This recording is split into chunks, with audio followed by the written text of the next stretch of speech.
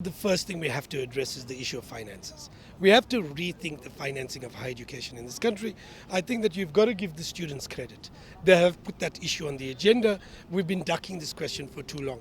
We've been expanding the system, but decreasing the subsidies from the state to the universities, and that's just not sustainable.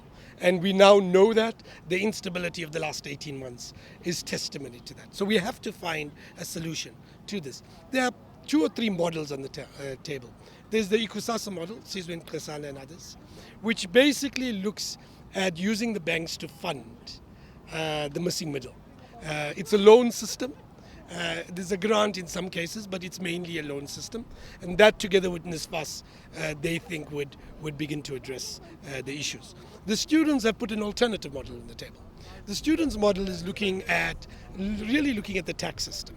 What it suggests is that effectively you increase the skills levy by a modest amount and finance the system and couple that with what they call an educational fund, which really emerges from some version of a graduate tax. Everybody who is a graduate in the country will pay an additional tax that will then go towards sustaining that.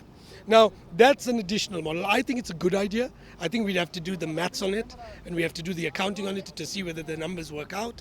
But I think that that's something that we should look at as well. And it seems to me that you're never going to find an answer with one or the other.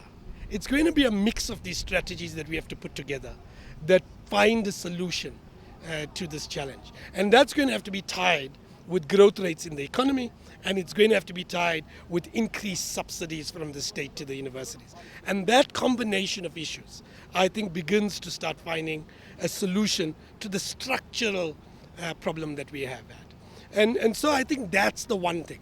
There are 2 others. The second is decolonization. Clearly, our universities can't be alien environments to the vast majority of our students. And so I do think that that's a legitimate issue. How we do that is important.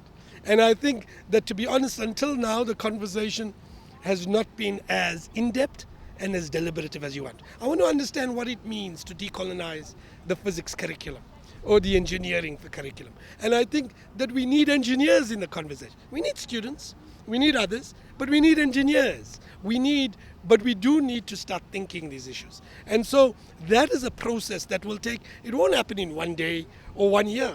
It's going to take multiple years. But again, we need to start a process along those lines. And then finally, there's the issue of insourcing that people have raised. And clearly that's an issue. It's an issue because, the conditions, there's no doubt that workers were being exploited in our universities. And we've been complicit in that. And so we've got to address that.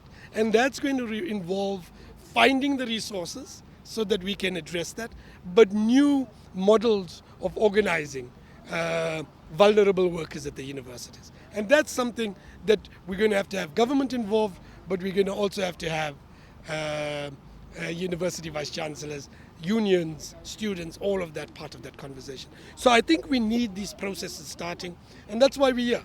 The vice chancellors all are here. Many stakeholders are here, and we want to be part of engaging to try and find, if you like, solutions to what are really fundamental structural challenges of our system.